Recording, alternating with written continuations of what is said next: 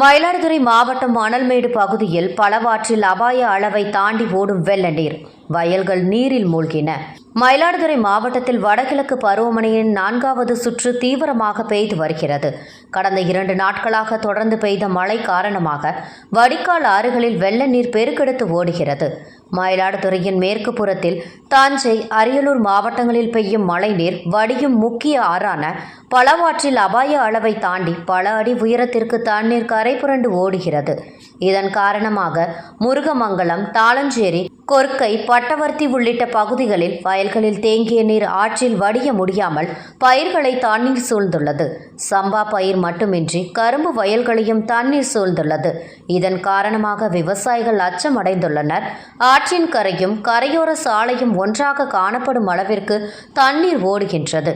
மேலும் மழை பெய்தால் தண்ணீர் கிராமத்திற்குள் புகுந்துவிடும் ஆபத்தும் ஏற்பட்டுள்ளது.